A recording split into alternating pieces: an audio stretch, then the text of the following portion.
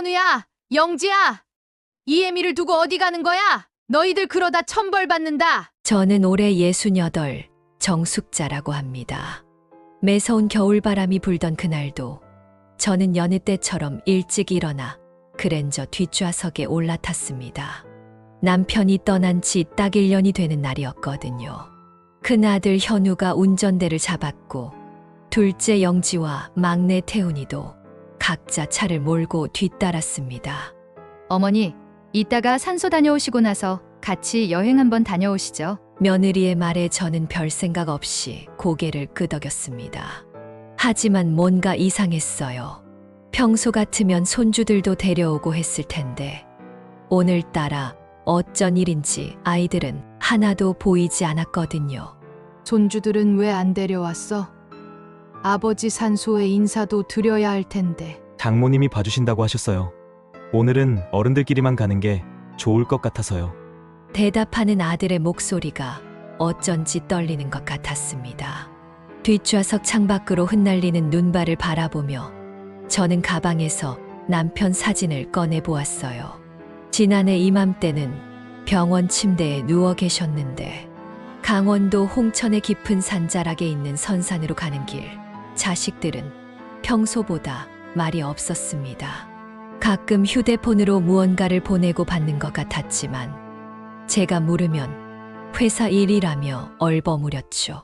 산소에 도착해서 제가 준비해간 음식을 차리는 동안에도 세 남매는 조금 떨어져서 무언가 소곤거렸습니다. 남편과 살아온 40년을 떠올리며 절을 올리는데 갑자기 등 뒤에서 들리는 말소리에 귀가 솔깃해졌어요. 이제 슬슬 출발해요. 벌써 해가 저물어 가는데. 그래, 아버지 산소 정리도 해드려야 하는데 그건 다음에 하고. 왜일까요? 자식들의 말투에서 불안한 기운이 느껴졌습니다. 마치 제게 말하지 못하는 무언가가 있는 것처럼요. 그때만 해도 전 몰랐습니다. 이것이 우리 가족과 함께하는 마지막 산소 참배가 될 거라는 것을요. 차에 오르며 둘째가 말했습니다. 엄마, 이제 산장으로 가볼까요? 겨울산이라 더 좋을 거예요. 그 말을 듣는 순간 제 등줄기로 한기가 스쳐 지나갔습니다. 평소에 우리 자식들이라면 절대 하지 않았을 제안이었거든요. 남편을 떠나보내고 혼자가 된 지금 저는 가끔 지난 날들을 떠올립니다. 처음부터 순탄했던 건 아니었어요. 80년대 초반 시댁의 도움으로 대구 성서공단에 원단 공장을 시작했을 때만 해도 저는 겁도 나고 걱정도 많았습니다. 여보, 내가 공장 운영은 처음이라. 걱정 마요. 당신이 잘할 거라 믿어요. 돈 관리도 당신한테 맡길게요. 남편은 늘 그랬어요. 제가 하고 싶은 일이 있으면 적극적으로 지원해주고 제 능력을 믿어주었죠. 처음엔 작은 규모로 시작했지만 점차 거래처가 늘어나면서 공장도 커졌습니다. 직원이 20명, 30명으로 늘어날 때마다 남편과 소주 한 잔씩 마시며 기뻐했던 기억이 납니다. 자식들도 잘 자라주었어요. 큰아들 현우는 은행에 취직했고 둘째 영지는 간호사가 되었죠.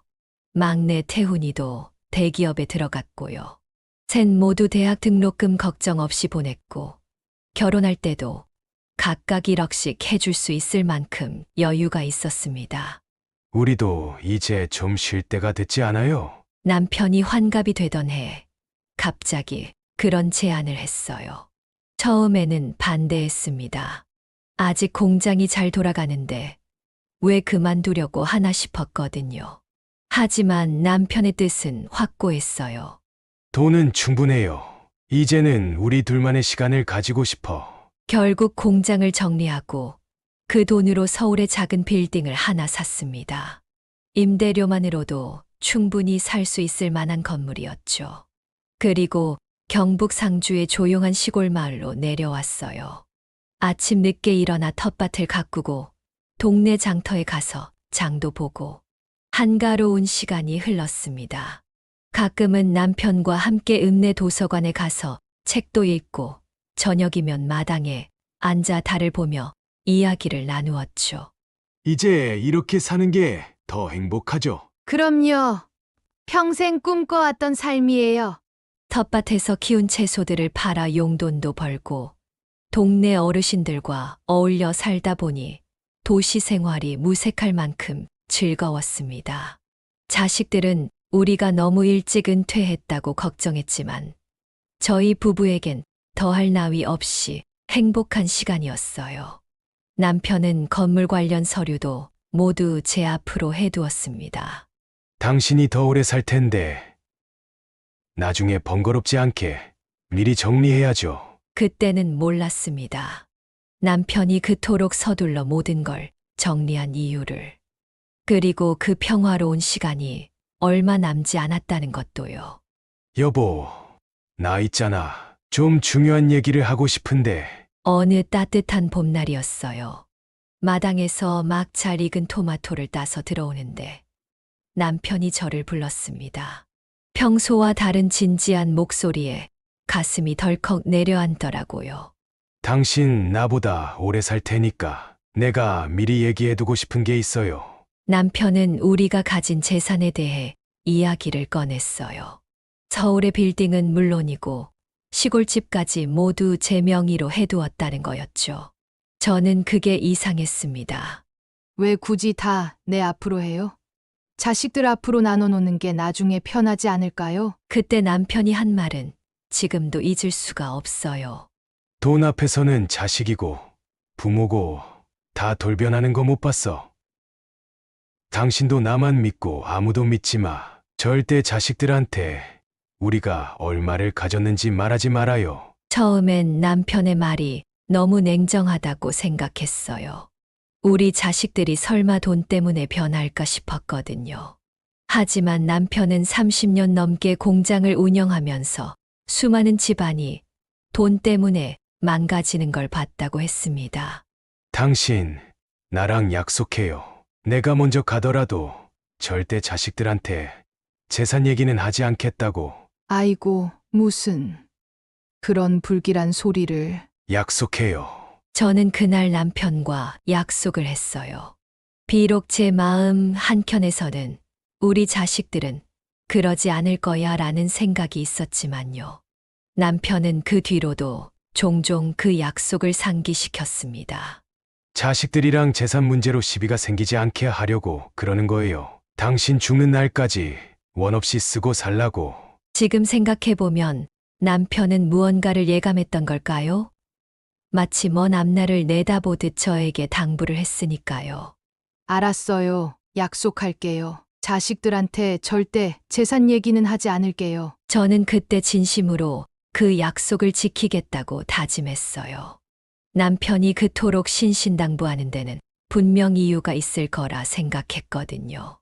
게다가 남편은 제게 이렇게 여유로운 삶을 선물해준 사람이었으니까요. 그 약속을 한 지 얼마 되지 않아 남편은 폐암 진단을 받았습니다. 하지만 끝까지 자식들에게 우리의 재산에 대해 말하지 말라고 당부했어요. 여보, 저기 봐요. 벚꽃이 막 피기 시작했네. 대구의 대학병원 창가에서 남편은 매일 아침 벚꽃을 보며 이야기를 건넸어요. 의사가 1년을 넘기기 힘들 거라고 했지만 제겐 그 말도 받아들이기 힘들었습니다. 이제 그만 집에 가서 쉬고 싶네요. 어느 날 남편이 그렇게 말했어요. 항암 치료로 머리카락도 다 빠지고 살이 쏙 들어간 얼굴로 힘겹게 말을 이어갔죠. 자꾸 거절하는 제게 남편은 마지막 부탁이라며 애원했습니다. 나 이제 앞으로 얼마가 남았던 그만 집에 좀 가서 마음 편히 있고 싶어. 결국 저희는 병원 생활을 정리하고 상주의 시골집으로 돌아왔어요. 둘째 영지와 사위의 부축을 받으며 남편이 먼저 차를 타고 갈 때 큰아들이 병원비 수납을 도와준다며 카드를 받아갔습니다. 엄마, 병원비가 왜 이렇게 많이 나온 거예요? 그때 자식들의 한숨 소리가 들렸어요. 남편이 그토록 걱정하던 일이 벌써 시작되는 것 같아 가슴이 아팠습니다. 그리고 그로부터 한 달도 채 되지 않아 남편은 떠나갔어요. 아침에 일어나 보니 남편의 숨소리가 이상했고 급히 119를 불렀지만 이미 늦었더라고요. 제 곁을 떠난다는 마지막 인사도 없이 장례식장에서 저는 정신을 잃기를 여러 번 가족실 구석에 누워 있다가 일어나서 울고 또 쓰러지길 반복했습니다. 40년을 함께 한 사람이 이렇게 훌쩍 떠나버리다니, 이렇게 많이 울어본 적이 있었나 싶을 정도로 눈물이 멈추질 않았어요. 여보, 이제 어떻게 살아요? 나 혼자는. 장례를 치르는 동안에도 자꾸 정신을 잃었습니다. 손님들 맞이도 제대로 못했어요. 어느 순간 문상객들도 다 돌아가고 조용해진 장례식장에서 자식들의 소곤거리는 소리가 들렸습니다. 병원비가 그 정도 나오실 때까지 아무것도 안 하고 계시는 게 말이 되냐? 그 상황에서 엄마가 어떻게 하시겠어? 눈을 감은 채 누워있던 저는 그제야 남편의 마지막 당부가 무슨 의미였는지 깨달았습니다. 아직 장례도 끝나지 않았는데 자식들은 벌써 돈 걱정부터 하고 있었으니까요. 여보, 당신 말이 맞았어요. 제가 이제 알겠어요. 그날 밤 텅 빈 시골집으로 돌아와 홀로 안방 침대에 누웠을 때의 그 적막감은 평생 잊을 수 없을 것 같아요. 남편의 잠옷, 슬리퍼, 그가 늘 쓰던 안경, 모든 것이 그대로인데 정작 그 사람은 이제 영영 돌아올 수 없다는 게 실감이 나지 않았습니다. 남편이 떠나고 3달쯤 지났을까요? 자식들이 하나 둘 찾아오기 시작했습니다. 표면적으로는 저를 걱정하는 눈치였지만 뭔가 달랐어요. 엄마, 요즘 돈 들어오시는 곳은 있는 거예요? 큰아들 현우가 조심스레 물었습니다. 은행에서 일하는 아들답게 항상 돈 이야기를 먼저 꺼내더군요. 아, 있지 그럼. 네 엄마 죽기 전까지 쓸 돈은 벌어뒀으니 너희들은 신경 쓰지 마라. 그래도 그렇지. 요즘 이렇게 빨리 직장 없이 사시는 분들이 어디 있어요? 공공근로를 하던지 아니면 하다못해 폐지라도 죽고 다니는데. 둘째 영지도 한마디 거들었습니다. 간호사인 영지는 늘 현실적인 아이였죠. 제가 장남이니 물어보지. 영지나 태훈이도 걱정하면서도 쉽게 못 여쭤볼 거예요. 자식들은 마치 짜고 친 것처럼 돌아가며 저를 설득하려 들었어요. 뭘 설득하려는 건지는 모르겠지만 자식들의 눈빛이 예전과는 달랐습니다. 보험이며 휴대폰 공과금이며 앞으로도 꼬박꼬박 나갈 일 있으실 텐데요. 적당히 농사지어 팔기만 해도 그런 거 아무 문제도 안 된다. 참, 평생 밭이라고는 가져본 적도 없으시면서 무슨 농사를 지으시나? 자식들은 제가 모아둔 돈이 얼마나 되는지, 어디서 수입이 있는지 캐물었어요. 하지만 전 남편과의 약속을 지켰습니다. 자식들에게 건물 이야기는 일절하지 않았죠. 어느 날은 세 남매가 모여 앉아 휴대폰으로 뭔가를 보여주며 소곤거리는 모습을 봤어요. 제가 다가가자 황급히 휴대폰을 감추더군요. 뭘 그리 몰래 봐? 엄마한테도 보여주지. 아니에요. 그냥 회사 일이에요. 그때부터였을까요? 불길한 예감이 들기 시작한 것은 자식들의 눈빛에서 남편이 그토록 경계하던 그 무언가가 보이기 시작했어요. 특히 기억나는 건 제가 반찬을 해다 줄 때마다 보이던 자식들의 표정이었습니다. 마치 제가 무슨 속셈이라도 있는 것처럼 경계하는 눈초리로 쳐다보더군요. 어머니께서 이렇게 자주 오시는 데는 다 이유가 있으실 거예요. 설마 누구 집에서 모시게 하려고? 자식들은 제 선의마저 의심했습니다. 마치 제가 어느 자식의 집에 들어가 살려고 수작을 부리는 것처럼요. 남편이 왜 그토록 재산 얘기를 하지 말라고 했는지 그제야 조금씩 이해가 되기 시작했어요. 어느 날 밤 세 남매가 또다시 모여 이야기를 나누는 소리가 들렸습니다. 이대로 두면 안 될 것 같아. 그래도 우리가 어떻게. 내가 좋은 곳을 알아봤어. 그때는 몰랐습니다. 그 좋은 곳이 어떤 곳인지는요. 그날도 여느 때처럼 눈이 내리고 있었어요. 남편 산소를 다녀온 후 큰아들이 운전하는 차는 익숙한 도로를 벗어나 점점 더 깊은 산속으로 들어갔습니다. 어머니, 양양에 아주 좋은 곳이 있어요. 겨울 풍경이 얼마나 예쁜지 몰라요. 며느리의 말에 저는 가슴이 덜컥 내려앉았어요. 이 차가운 겨울날, 왜 하필 깊은 산속으로 가자는 걸까? 차창 밖으로 보이는 설악산의 험준한 산세가 마치 제 앞날처럼 불안해 보였습니다. 저기, 우리 어디로 가는 거야? 이런 산길로 가다가는 날이 어두워질 텐데. 제 물음에 자식들은 서로 눈치만 볼 뿐이었어요. 차는 계속해서 좁은 산길을 올라갔고 눈은 더욱 거세게 내리기 시작했습니다. 어머니, 걱정 마세요. 제가 다 알아보고 준비했으니까요. 큰 며느리의 말투는 다정했지만 어쩐지 서늘한 기운이 느껴졌어요. 뒤따라오던 영지의 차와 태훈이의 차가 우리 차를 바짝 따라붙었고 마치 제가 도망가지 못하게 하는 것 같았습니다. 혹시 짐은 더 챙겨와야 하는 거 아닌가? 엄마, 거기 다 있어요. 필요한 건 저희가 다 준비해놨으니까 걱정 마세요. 이상했어요. 평소 꼼꼼하던 자식들이 여행 준비물도 제대로 챙기지 않았다는 게. 차는 어느새 해발 800m가 넘는 고지대로 올라왔고 휴대폰 수신도 잘 잡히지 않기 시작했습니다. 내리막길에서 미끄러지면 어쩌려고 이런 데로 오니. 눈길에 사고라도 나면 어쩌려고 그래. 중얼거리는 제 말에 아무도 대답하지 않았어요. 창밖으로 보이는 산장들은 하나같이 낡고 외진 곳에 있었습니다. 간간히 보이는 산장마다 사람의 흔적이라곤 찾아볼 수 없었죠. 아, 이제 다 왔어요. 저기 보이는 산장이에요. 차가 멈춘 곳에는 낡은 통나무 산장 하나가 덩그러니 서 있었습니다. 굴뚝에서 연기도 피어오르지 않는 마치 오래전부터 버려진 것 같은 산장이었어요. 그때였습니다. 남편이 마지막으로 했던 말이 번개처럼 스쳐 지나갔어요.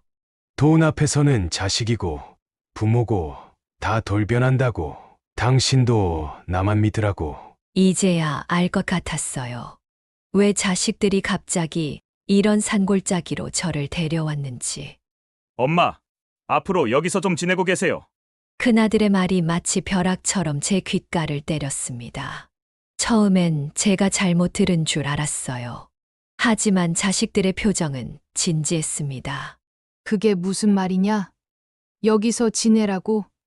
여기는 연고도 없고 어디 나가기도 못하는 곳이잖아. 이제 아버지도 돌아가셨는데 뭐하러 상주에 계세요? 목소리가 떨렸습니다.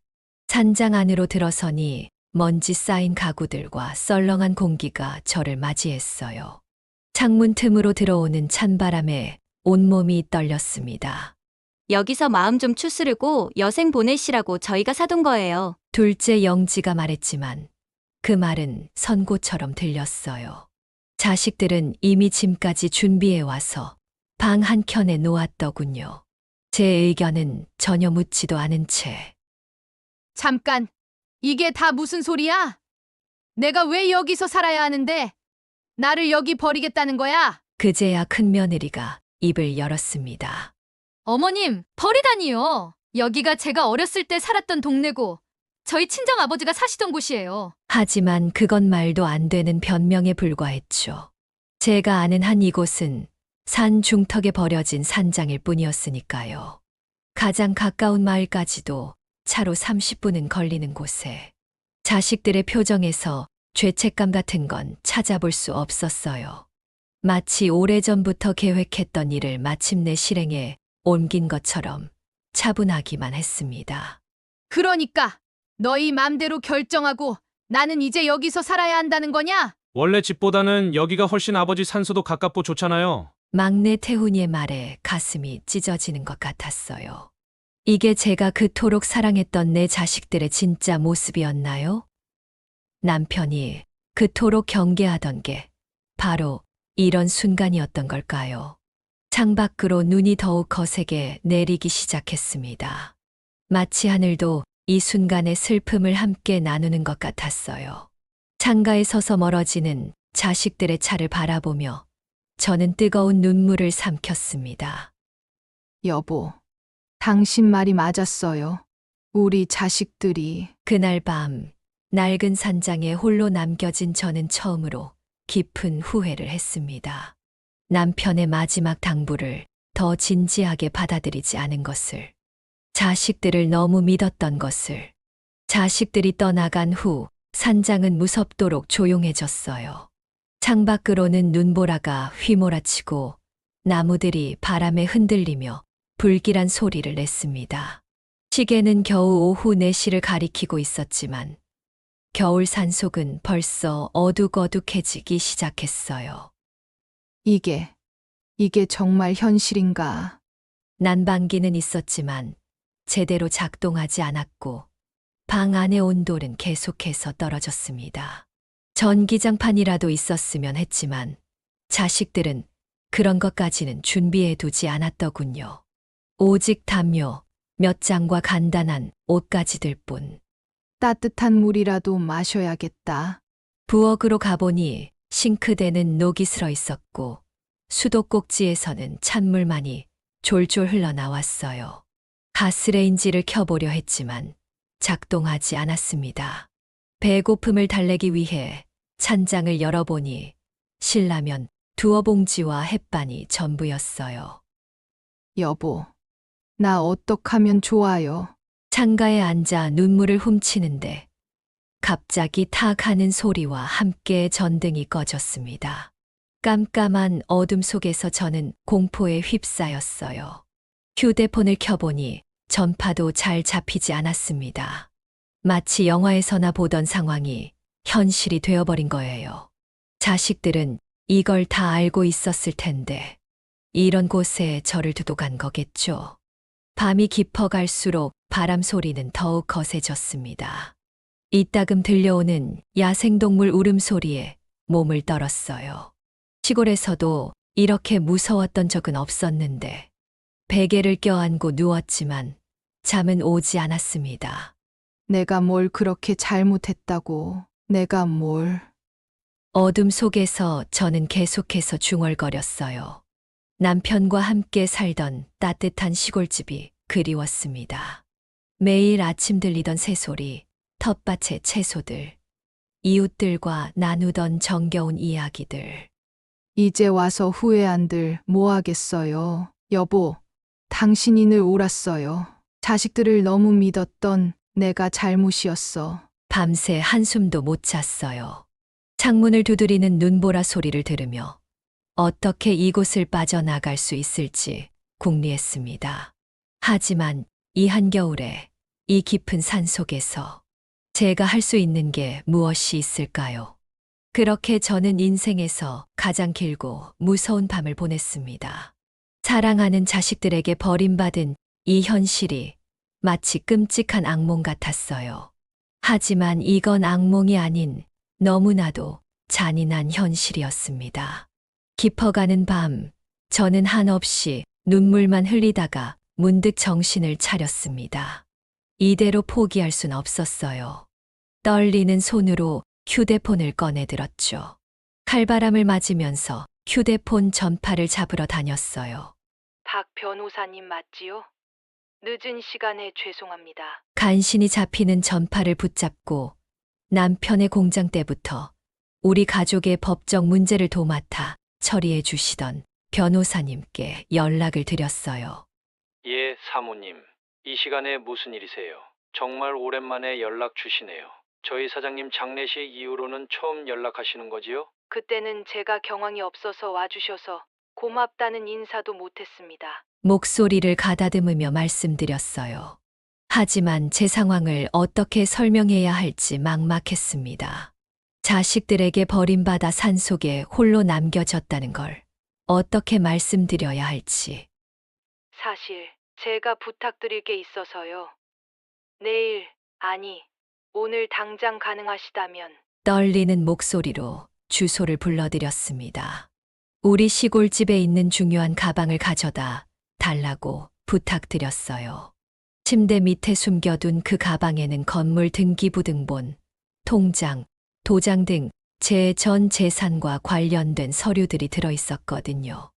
지금 당장이라도 시간이 되신다면 가방만이라도 먼저 가져다 주실 수 있을까요? 변호사님은 제 다급한 부탁을 흔쾌히 들어주셨어요.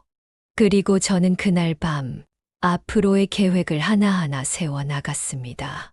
우선 서류부터 확보하고 그 다음에는 건물을 처분해야겠어. 메모장에 하나하나 적어 내려갔어요.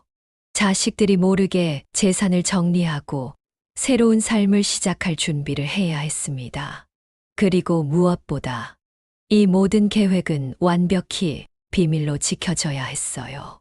이제 더 이상 눈물은 없었어요. 오직 이곳을 벗어나기 위한 의지만이 가득했습니다. 그날 밤 저는 한 줄 한 줄 계획을 세워 나갔어요. 변호사님이 가방을 가져다 주시면 그때부터가 진짜 시작이었습니다.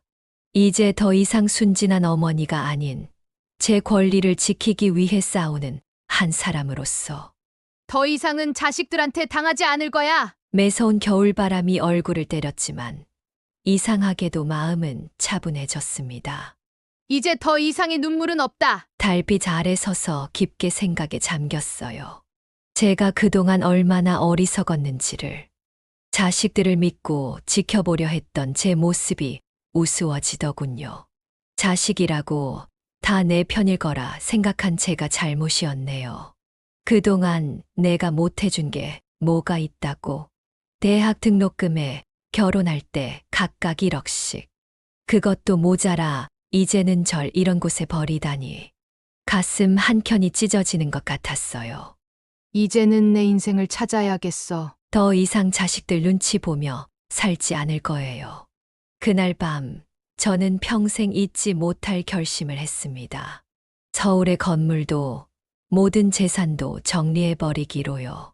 자식들이 탐내던 그 돈으로 제 새로운 인생을 시작하기로 했어요. 이제 와서 보니 당신이 모든 걸 제 앞으로 해두신 것도 다 뜻이 있으셨네요. 남편은 이런 날이 올 것을 예견했던 걸까요? 제 앞으로 해둔 모든 재산. 그건 이제 제 자유의 열쇠가 될 것 같았어요. 사방이 하얗게 눈으로 덮인 이른 아침, 저는 산장을 떠났습니다. 변호사님과 약속한 시간에 맞춰 발걸음을 재촉했죠. 한밤중에 변호사님께 전화를 드렸을 때 다행히 산장 근처까지 올 수 있는 지인이 있다고 하셨거든요. 새벽녘 산장 아래쪽에서 깜빡이는 헤드라이트를 보았을 때 그 안도감이란. 변호사님의 지인분이 운전하는 차에 올라타면서 저는 뒤도 돌아보지 않았어요. 산길이 미끄러워서 조심해야 할 것 같습니다. 네, 천천히 가주세요. 변호사님의 도움으로 강원도를 벗어난 저는 제일 먼저 고향인 칠곡으로 향했습니다. 50년도 더 된 일이지만 어릴 적 뛰어놀던 골목길은 여전히 그대로더군요. 아이고, 이 집이 매물이라고요? 우연히 발견한 집은 제가 시집 가기 전 친구들과 숨바꼭질하던 그 골목에 있었어요. 낡은 한옥을 개조한 집이었는데 처마 밑에 걸린 까치집을 보는 순간 이거다 싶었죠. 주인집 할매가 요양원으로 가셔서 몇 달째 빈집이었는데 운이 좋으시네요. 부동산 중개사의 말처럼 정말 운이 좋았나 봅니다. 까치까지 와서 집을 지어놓은 걸 보면요. 남편이 늘 그랬어요. 까치가 집 짓는 건 복이 들어온다는 거다. 라고요. 아이고, 새로 이사 오신 분이세요? 옆집 할머니가 제일 먼저 말을 걸어오셨어요. 김치를 담그시던 참이라며 아직 은행나무집이라 불리는 우리 집을 찾아오셨더군요. 혼자 사시기로 하셨다고요? 그려, 우리 나이에는 자식들이랑 사는 것보다 이런 게 편해. 이웃들과 이야기를 나누다 보니 마음이 따뜻해졌어요. 누구도 제 과거를 캐물으려 하지 않았고 그저 정있게 대해 주셨거든요. 할매, 이거 우리 텃밭에서 난 상추예요. 혼자 드시기 좋게 조금만 가져왔어요. 앞집에서 가져다 준 상추는 시장에서 파는 것과는 비교도 안 되게 맛있었죠. 자식들이 저를 산장에 버린 지 3년.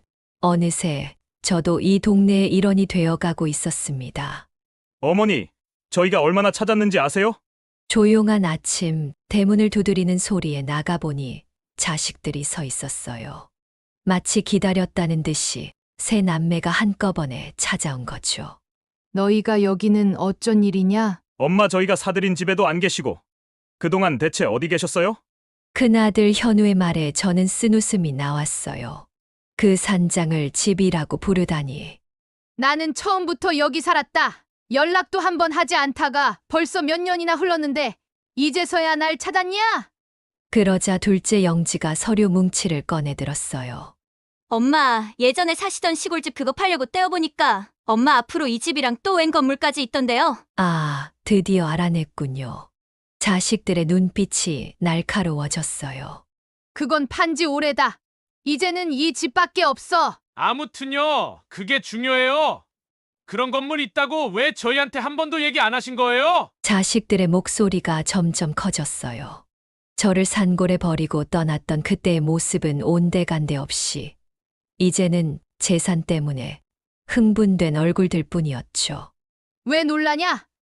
땡전 한 푼 없다고 짐짝 취급이나 하다가 그것마저 귀찮아져서는 연고도 없는 산골에 버려놓은 엄마가 알고 보니 아직 빼먹을 거 많이 남아있는 노인이어서 놀랐냐? 제 날카로운 지적에 자식들은 말문이 막혔어요.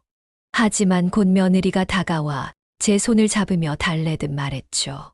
어머님, 버리다니요. 거기 제가 어렸을 때 살았던 동네고. 그래서 그게 내 고향이라도 된다고? 나 가둬두려고 했던 거나 마찬가지 아니냐? 정적이 흘렀어요. 제가 모든 걸 알고 있다는 걸 깨달은 자식들의 표정이 굳어졌습니다. 엄마, 우리가 잘못했어요. 이제라도 그 재산 저희 좀 나눠주세요. 그러면 그동안 서운하게 해드린 거 다 봐드릴게요. 봐준다고? 네가 날 봐준다고? 내 재산은 다 기부할 거야. 그러니 더는 찾아오지 마라. 자식들의 얼굴이 새하얗게 변했어요. 하지만 저는 단호했습니다. 이제 더 이상 물러설 곳도 물러설 생각도 없었으니까요. 그렇게 자식들을 쫓아보내고 며칠이 지난 한밤중이었어요. 창밖으로 달빛이 환하게 비치던 그날 밤, 저는 부엌에서 들리는 이상한 소리에 잠을 깼습니다. 처음엔 고양이가 쓰레기통을 뒤지는 소리인가 했는데 점점 발소리가 가까워지더군요. 이런 시골에 도둑이라니. 불도 켜지 않은 채 조심스레 창밖을 내다보니 까만 모자를 쓴 남자 둘이 우리 집 담을 넘어오고 있었어요. 그때 달빛에 비친 얼굴, 큰아들과 사위였습니다. 떨리는 손으로 핸드폰을 꺼내 옆집 할머니께 전화를 걸었어요. 할머니, 우리 집에 도둑이 든 것 같아요. 그런데 이게 웬일인가요? 김 할머니는 경찰서는커녕 옆집 박씨 아저씨를 데리고 직접 오시겠다고 하시더군요. 마을 사람들이 항상 서로를 지켜주는 그런 동네였거든요. 그리고 경찰보다는 이웃집 아저씨가 더 빨리 오기는 할 테니까요. 큰일 났네. 도둑놈들이 정신의 집을 노린다니. 순식간에 소문이 퍼졌는지 동네 남자분들이 하나 둘 모여들었어요. 모두들 사비며 호미며 들고. 조용히 저기 부엌 쪽으로 들어가려고 해요. 우리는 숨을 죽이고 지켜봤어요.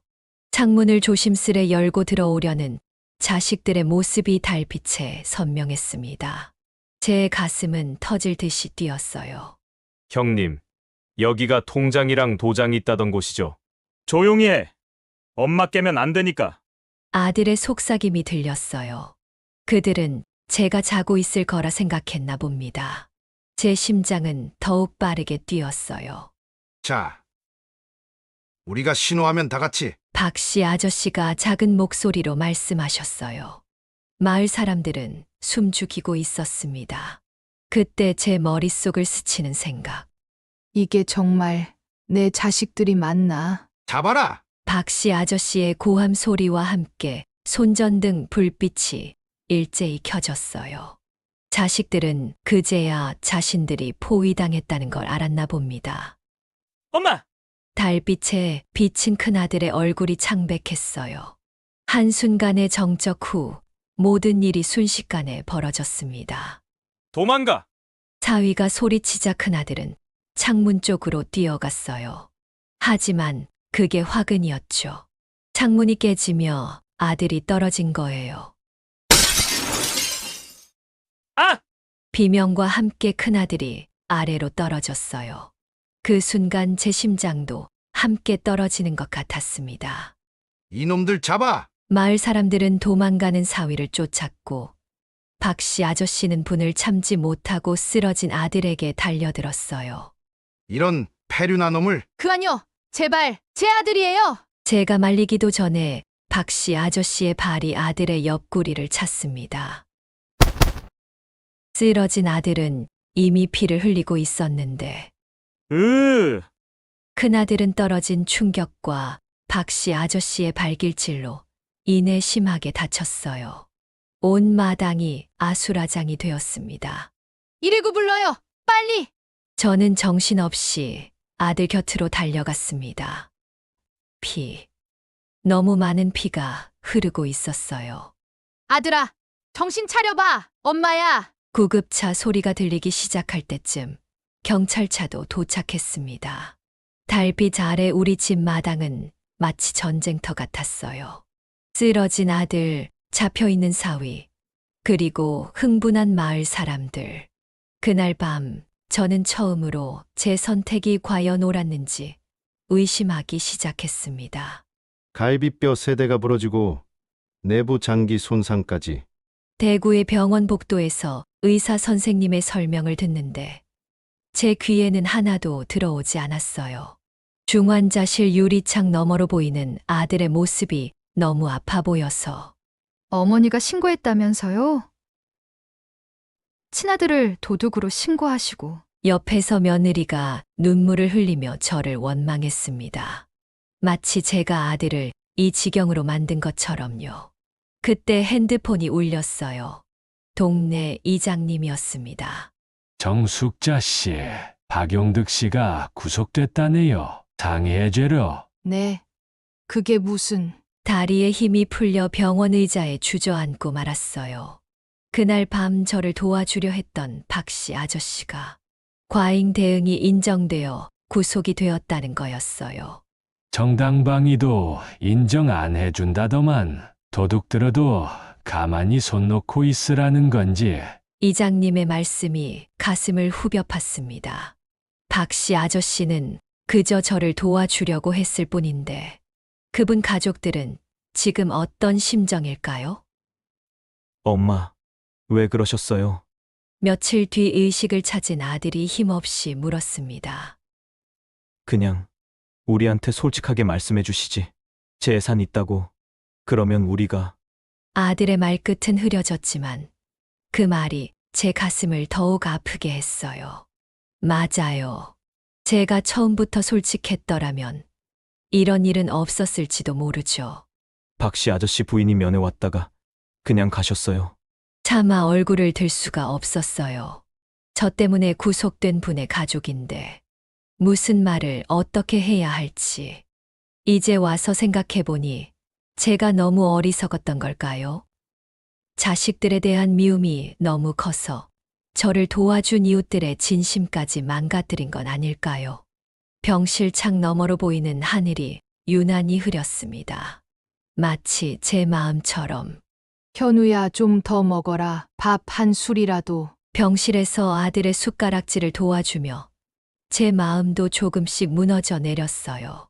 수술 자국이 선명한 아들의 옆구리를 볼 때마다 가슴이 찢어질 것 같았습니다. 엄마, 난 그저... 말을 채 잇지 못하고 고개를 돌리는 아들을 보며 생각했어요. 우리 현우가 오죽했으면 이런 짓까지. 간호사가 링거액을 갈아 끼우는 동안 복도에서 둘째 영지와 막내 태훈이가 눈치를 보며 서 있는 모습이 보였어요. 병실에 들어오지도 못하고 그저 멀리서 형을 바라보기만 하는 자식들의 모습이 짠하기만 했습니다. 여보. 문득 남편 생각이 났어요. 당신이 살아계셨다면 어떻게 하셨을까? 재산을 움켜쥐고 자식들을 멀리하는 게 과연 옳은 걸까? 어머니, 이제 좀 편히 쉬세요. 제가 있을게요. 며느리가 저를 의자에 앉히며 말했어요. 요즘 며느리는 매일 병간호를 하면서도 한 번도 짜증을 내지 않았습니다. 창밖으로 석양이 물들 때쯤 문득 깨달았어요. 제가 그동안 얼마나 완고했는지를. 자식들이 잘못한 건 맞지만 그들도 나름의 사정이 있었겠죠. 여보, 제가 너무 심했나요? 당신은 자식들 미래까지 걱정하셨는데 전 제 상처만 생각했네요. 그날 밤 병실 의자에 앉아 긴 생각에 잠겼어요. 어쩌면 재산 문제를 다시 생각해 볼 때가 된 걸까요? 변호사님, 제가 마음을 바꿨어요. 대구의 한 찻집에서 변호사님을 만났어요. 며칠을 뜬 눈으로 고민한 끝에 내린 결정이었습니다. 건물을 팔아서 각각 증여하려고 해요. 큰아들, 딸, 막내, 이렇게요. 박영득 씨 거는요? 도와주러 오신 거였다고 탄원서라도. 변호사님의 말에 저는 잠시 눈을 감았어요. 박씨 아저씨, 저를 도와주려다 구속된 그분을 생각하면 가슴이 아팠지만 지금은 자식들과의 관계가 더 중요했습니다. 그건 그분 가족이 알아서 하시겠죠. 제 대답에 변호사님의 표정이 좋지 않았어요. 하지만 저는 이미 결심을 한 뒤였습니다. 어쨌든 잘못을 했으니 구속이 된 거겠죠. 스스로를 설득하려 했지만 목소리가 떨렸어요. 박 씨 부인이 매일 아침 병원에 면회 오셨다가 절 볼까봐 그냥 돌아가시던 모습이 자꾸 떠올랐거든요. 엄마가 우리 잘못을 용서해 주신 거예요? 재산 분배 얘기를 듣고 찾아온 영지의 눈에는 기쁨이 가득했어요. 태훈이도 좋아하더군요. 큰아들은 아직 병실에 누워 있었지만 얼굴에 혈색이 돌아오기 시작했습니다. 우리 가족이 자시 하나가 되는 거예요. 며느리의 말에 저도 따뜻한 기분이 들었어요. 하지만 동시에 마을 사람들의 싸늘한 시선이 느껴졌습니다. 이게 다 내 자식들을 위해서야. 어쩔 수 없는 거야. 밤마다 이불 속에서 중얼거리는 말이었죠. 하지만 그럴수록 더 크게 들리는 양심의 소리. 과연 이게 옳은 걸까요? 정숙자 씨 지나가네. 동네 슈퍼 앞에서 들려오는 할머니들의 속삭임이 가슴을 에었어요. 예전에는 반갑게 불러주던 이웃들이 이제는 절 보면 고개를 돌리거나 먼 발치에서 수군대기만 했습니다. 친자식은 살리고 도와준 이웃은 감옥에 보내고 참 나쁜 사람이야. 등 뒤에서 들리는 말들이 칼처럼 날카로웠어요. 하지만 전 외면했습니다. 대신 병원에서 퇴원한 큰아들 집으로 발걸음을 재촉했죠. 어머니, 이제 우리 집에서 드시고 가세요. 아까 영지도 온다고 했어요. 며느리의 말에 따뜻함이 느껴졌어요. 식탁에는 세 자녀가 모두 모였고 손주들의 웃음소리가 집안을 가득 채웠습니다. 엄마, 이제 우리 자주 봐요. 그동안 서운하게 해드려서. 영지가 제 손을 잡았어요. 따뜻한 가족의 정. 이게 제가 그토록 원하던 거였잖아요. 하지만 왜 이렇게 마음이 무거운 걸까요? 박씨네가 이사 간대. 그럼 그렇지. 누가 이런 동네에서 살겠어. 이웃들의 수군거림이 귓가에 맴돌았습니다. 그들의 인생이 제 때문에 완전히 뒤틀어져 버린 거죠. 엄마, 이제 우리가 효도할게요. 그동안 저희가 잘못했잖아요. 자식들의 다정한 말에도 가슴 한켠이 시렸어요.